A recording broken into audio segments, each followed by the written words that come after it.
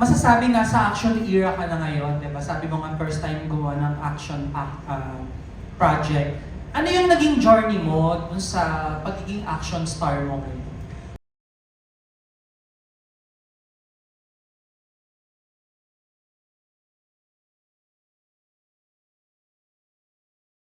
Well, actually, nakapag-action na ako before sa Los Bastardos.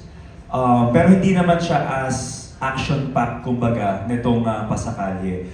Pero of course ako, bilang nung simula bata pa lang ako, dream ko na rin po talaga na maging action star. Siyempre nakikita natin yung mga magagaling na mga action stars natin dito. And of course, yung tatay ko rin before, napapanood ko rin before sa mga action movies. So it's, kumbaga nakaka-proud na at least may nagawa ka ng isang action film na talagang may pagmamalaki mo sa mga tao. And siguro, sana ito na yung simula, di ba? Gusto ko rin po talaga makapaggawa pa ng mas marami at mas dekalibre na mga action films. Yeah. Follow-up ko na lang. Sa trailer kasi, sabi mo kanina parang walang masyadong sexy scenes. Pero sa trailer meron kayong something na intimate ni Denise. So, Yes, ano mas mahirap gawin, Marco? Yung mga sexy scenes or yung mga buwis buhay na action Siyempre stunts? lahat naman po mahirap gawin, no? Kasi yung mga buwis buhay na mga stunts, especially with this movie, may bike na involved. Kumbaga, marunong man ako mag-bike, pero syempre kapag may mga tricks ng mga kasama, tsaka kapag action na ang ginagawa mo, syempre hindi po natin maiiwasan na pwedeng may possibility na sumemplang ka or tumaob ka. So syempre lahat naman po mahirap. Sa mga sexy scenes, feeling ko yung mahirap po dyan is the preparation, the diet, the workout na gagawin po ng isang artista bago po nila gawin yung sexy scenes. So it's two different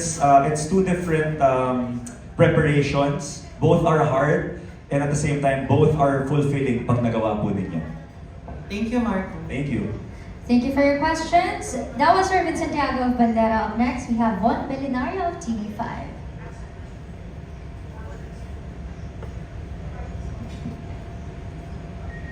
Hi guys, congratulations. Unang-una yung question kay Marco. Marco, ito ba yung first in how many years mo ng VMX? Kasi parang before we remember, you had a VMX project with Kylie. Pero parang medyo matagal na siya. Opo, I think that was 2022, if I'm not mistaken. Oo. Yung Baby Boy, Baby Girl, yun yung last. Ayun. Di po, sorry po. My Husband, My Lover pala. Ayun. Yes. Pero how does it feel to be back sa VMX genre ng Viva? Of course, syempre nakakatuwa, no? It's very exciting na nandito ulit po tayo sa VMX. Actually, first ever show ng Viva Max before, kami rin po ni Kylie. And kasama rin namin doon si Ian Lim. Yes, so syempre, Buena Mano, yung series po namin na yun before, para, ano yung title ulit nun? Basta sa Pangasinan po kami nag-shoot. And syempre nakakatuwa na now I'm back here in VMX and we're creating different genres of movies or series. So nakakatuwa na at least very diverse yung platform po natin ng VMX na talagang we can also cater to a lot of different genres na pwedeng mapanood ng lahat ng tao.